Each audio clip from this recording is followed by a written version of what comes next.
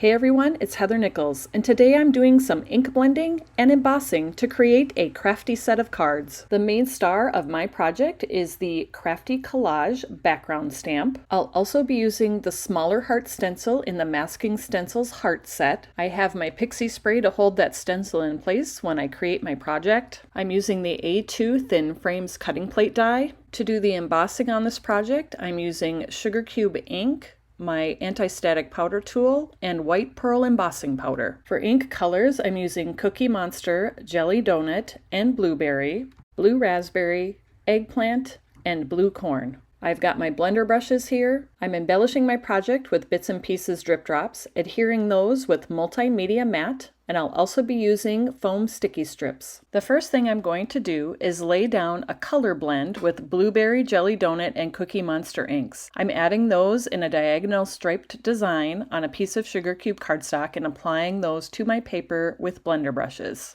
I overlap the colors in between all the stripes so I get a nice blend between each color, and then you might notice that the colors don't seem really smooth at first, and that's normal. Tailored Expression inks will continue to move after you've applied them to the cardstock. As the colors dry and the ink dries, the blend will smooth out. Next, I'm going to add a stencil heart onto the background design using the smaller heart stencil from the Masking Stencils heart set. I want the heart to highlight the crafty friends are the best sentiment from that Crafty Collage Background, and so I'm going to place the heart in the approximate location of where that sentiment is going to fall on the background. The back of the stencil is sprayed with pixie spray to hold it in place on my project. I'm blending colors through the stencil to match up with the background, but just in a shade darker than what I used for the background. So to stencil the heart, I'm using the Eggplant and Blue Corn and Blue Raspberry inks. Now I'm going to stamp that Crafty Collage background over my blended background. So I'll set this stamp up in my MISTI, and then I'm using one of the MISTI clear alignment panels to make sure that this is stamping where I want it to on the background. So first, I'm using the large clear panel that fits inside your MISTI, and I'm stamping that with Sugar Cube ink so I can see where the image is going to fall. Next, I'm adding adhesive to the paper on the base of my MISTI, so that is what the cardstock is going to hold on to when I stamp, and then I'm lining up my background behind that clear alignment panel. Once I have it in place where I want it to stamp, I'm going to lay that panel into my MISTI, give it a good press to transfer that cardstock to the adhesive, and then remove the alignment panel. Next, I'll condition my background using the anti-static powder tool so that the embossing powder stays in only the areas where I stamp. And then I'm inking up the stamp again with Sugar Cube ink and stamping that onto my background. Sugar Cube ink is a pigment ink, which is a slower drying ink, and so you can use it for embossing. Next, I'll sprinkle that white pearl embossing powder over the entire stamped image, and that powder will stick to the areas where the ink is. And then I'll use my heat tool to melt the embossing powder until it is nice and shiny. I created an additional background, creating it exactly the same way, except I swapped out Jelly Donut for Granny Smith and the Eggplant for Lime Zest. Next, I've got my die cut machine, and I'm going to cut out the A2 Thin Frames cutting plate die from Blue Corn and Blue Raspberry cardstock.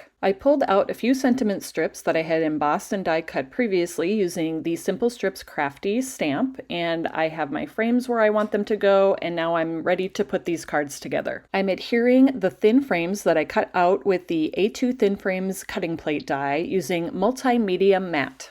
I added each of the panels to a Cookie Monster card base, and then I used foam sticky strips to adhere the sentiment strips above and below the stenciled heart on each panel. The final touch for my cards is bits and pieces drip drops. These are the original drip drops, and I adhered those scattered around my sentiments and stenciled heart using multimedia matte. These cards are finished and ready to send out to my crafty friends. I hope you enjoyed learning how I created these cards and that you learned something new. You can find the supplies that I used to create this project at the Tailored Expressions web store at tailoredexpressions.com. Thank you so much for joining me, everybody, and I'll see you next time.